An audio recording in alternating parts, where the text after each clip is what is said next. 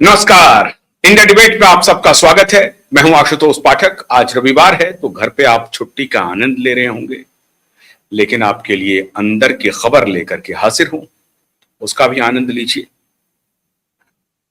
National security adviser NSA Ajit Doval ji ने अभी एक इंटरव्यू दिया है। आपने देखा होगा, डिस्कवरी पर एक सीरीज आ रही है, ऑपरेशन सिंदूर।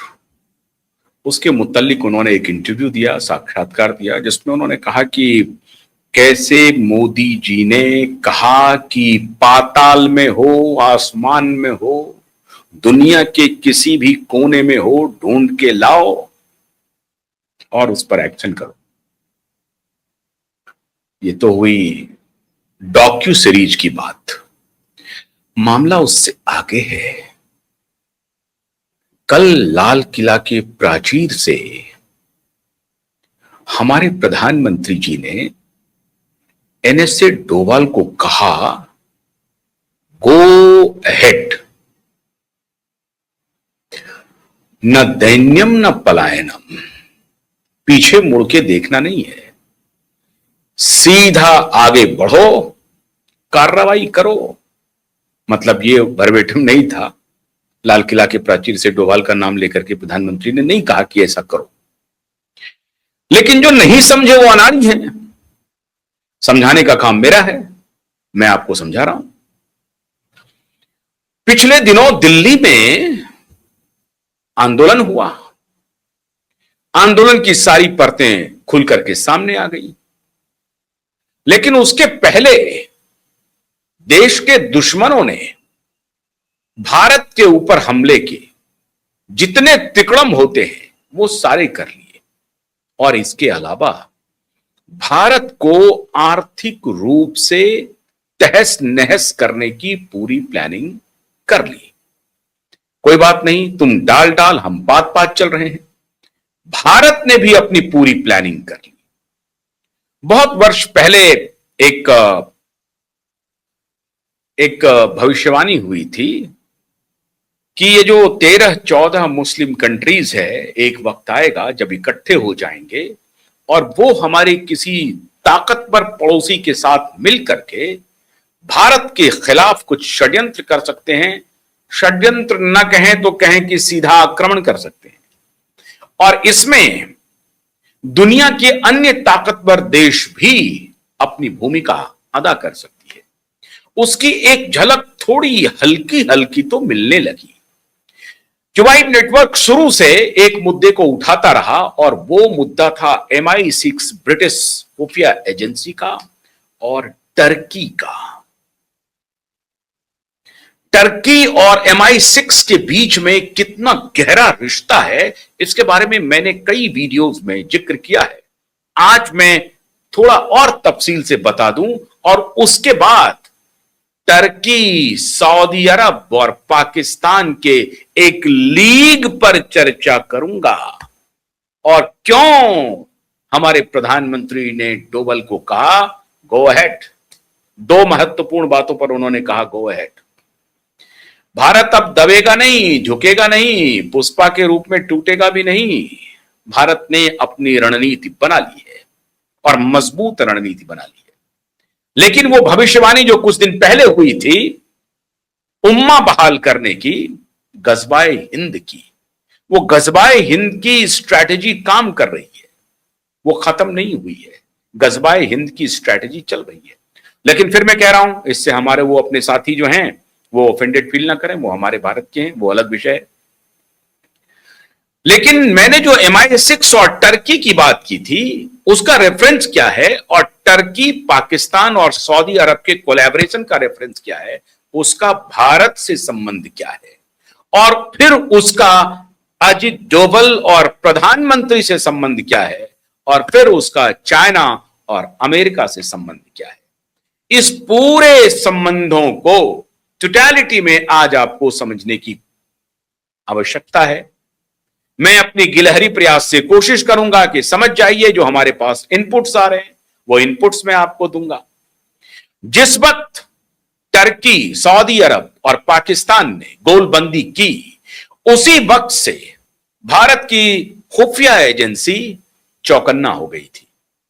बल्कि आप यह कहें कि जिस वक्त MI6 के सर्वे सर्वा किसी जमाने में, जो बाद में MI6 के सर्वे सर्वा रहे 2025 तक, उसके पहले तक वो ब्रिटिश कॉन्सुलेट थे, मतलब ब्रिटेन के एम्बेसडर थे टर्की में, और कई वर्षों तक उन्होंने एर्दगन को बहुत सारी तकनीकों से, स्ट्रैटेजी से, जियोपॉलिटिक्स से, एक प्रकार से उनको ट्रेनिंग दी एर्दगन को कि तुम अपना ऑर्थोडॉक्स बढ़ा करके रखो। तुम्हारा ऑर्थोडॉक्स जब बढ़ेगा तो इस इलाके में भी अशांति फैलेगी और तुम्हारी कुर्सी सुरक्षित रहेगी, इसी ऑर्थोडॉक्स के बल पर रहेगी, क्योंकि ईरान तुमसे आगे ना निकल जाए। इराक तो अब कुछ बचा नहीं, ईरान तुमसे आगे ना निकल जाए कट्टरता में, और ईरान की मुखियागिरी पूरी दुनिया में न चलने पड़े, इसलिए तुम तो टर्की के अतातुर्क के वंशज हो, तो तुम उनके नक्शे कदम पर चलो, तुम अपनी लीडरशिप को मत छोड़ो, और मैं बाकी लोगों को तुम्हारे साथ कर दूंगा। ये छोटे छोटे 2 इस्लामिक कंट्रीज हैं, उन सबको मैं तुम्हारे कदमों में ला करके रख दूंगा। ये पूरी योजना MI6 के जो मुखिया थे, MI6 ब्रिटेन की खुफिया एजेंसी है, इसे बताने की आवश्यकता नहीं है, लेकिन जो 2025 तक उसके मुखिया थे, वो कुछ दिन पहले क्या, टर्की के एम्बेसडर रहने तक, जब वो MI6 के मुखिया बने उसके पहले तक वो एम्बेसडर थे। वो एम्बेसडर नहीं थे, बल्कि MI6 के एजेंट थे, ब्रिटेन के खुफिया एजेंसी के एजेंट थे, जो इस मिशन पर थे कि टर्की को कैसे खड़ा किया जाए, ईरान से भी आगे खड़ा किया जाए, और फिर टर्की को लीडरशिप सौंप दी जाए इस्लामिक कंट्रीज की। और आज टर्की ने पाकिस्तान, सऊदी अरबिया के साथ नेटो जैसा, इस्लामिक नेटो जैसा समझिए कि एक कोलैबोरेशन हो गया। मतलब पाकिस्तान पर अगर किसी देश का हमला होता है तो उसे टर्की मानेगा हमारे ऊपर हमला है, सऊदी अरब पर किसी देश का हमला होता है तो टर्की मानेगा हमारे ऊपर हमला है, और अगर टर्की पर किसी का हमला होता है तो पाकिस्तान मानेगा हमारे ऊपर हमला है, और अगर सऊदी अरब पर कोई हमला करेगा तो पाकिस्तान और टर्की दोनों मानेगा कि हमारे ऊपर हमला है। इस तरह का कोलैबोरेशन साइन किया गया है। उसको हवा, आप गलतफहमी है कि चाइना उसको हवा दे रही है। चाइना को मालूम है कि अगर हम भारत को अननेसेसरी परेशान करेंगे तो ये एक दिन हमारे लिए भी नासूर बनेगा, और उनको कोई लेना देना नहीं है चाइनीज से और भारत से। उनको बुद्ध परस्तों से और बुद्ध के देश से नफरत है। उनके लिए भारत भी दुश्मन है, उनके लिए चाइना भी दुश्मन है, और अमेरिका तो उनका चिर परिचित दुश्मन है। तो इसलिए वो अपना घेटो तैयार कर रहा है, और वो घेटो तैयार करके उसमें आवश्यकता पड़ने पर भारत के खिलाफ चाइना को प्रयोग करेगा, और कभी जब चाइना को प्रयोग करना पड़ेगा तो अमेरिका का साथ ले लेगा। चाइना के खिलाफ अगर किसी का कोई प्रयोग करना होगा तो अमेरिका का साथ ले लेगा। तो ये मिल करके एक सेंटर स्टेज में, और ये सारा खेल ब्रिटेन के खुफिया एजेंसी कर रही है। मित्रों, ब्रिटेन इस दुनिया का सबसे बड़ा कोर देश है। आपको हमको गलतफहमी है, हमारे बच्चे ऑक्सफोर्ड जाते हैं पढ़ने के लिए, कैम्ब्रिज जाते हैं पढ़ने के लिए, और उनको लगता है कि हमारे बच्चे तो ब्रिटेन में पढ़ाई कर रहे हैं, और वो बड़ी सभ्य होने का नाटक करता है ब्रिटेन, कि हम एक सभ्य समाज है। असल खेल होता है ब्रिटेन से। ब्रिटेन ही पूरी दुनिया को अस्थायी करते रहता है। क्यों? क्योंकि उनकी आबादी 5-6 करोड़ की है। वो शासन तभी कर सकता है जब कॉन्फ्लिक्ट का बाजार कंटिन्यू रहे, और इसी पैटर्न को अमेरिका ने ओढ़ लिया है। अमेरिका में कौन है? यही ब्रिटिशर्स हैं, यही स्पेनिश हैं, यही फ्रेंच हैं। तो वो कोई अलग से कोई वहां पर संस्कृति का निर्माण नहीं हुआ है। ये सभी भगोड़े वहां भाग करके अमेरिका में एक संस्कृति का निर्माण किया, जिसको आप अमेरिका कहते हैं। तो असल इन सबके पीछे का खेल अगर आप देखें तो वो है इंग्लैंड, और यही इन लोगों का उम्मा तैयार हो रहा है, और उम्मा की तैयारी में इंग्लैंड की भूमिका बहुत महत्वपूर्ण है। अब इसमें कई बार भारत और चीन आमने सामने हो जाता है, भारत और अमेरिका आमने सामने हो जाता है। ये बैलेंस करने का खेल खेलते रह रहा है, और हमारी समस्या यह है कि हम कभी ईरान पर डिपेंडेंट होते हैं तेल के लिए, कभी सऊदी अरब और यूएई पर डिपेंडेंट होते हैं तेल के लिए। लेकिन इस बीच में रसिया एक बैलेंसिंग पावर के रूप में काम करता है और हमेशा भारत के लिए एक दोस्त के रूप में रसिया तैनात रहा है। अब इसके की कहानी आगे सुनिए। तो भारत की खुफिया एजेंसी अपनी सीमाओं को चाक चौबंद कर रही है। अभी आप देख रहे होंगे कुछ दिन पहले भारत के बॉर्डर पे काफी फ्लैग मार्च हुए। फ्लैग मार्च क्या हुए, बिल्कुल आप समझिए कि हमारे हेलीकॉप्टर्स, फाइटर जेट पूरा घूम रहे थे हमारे बॉर्डर्स पे।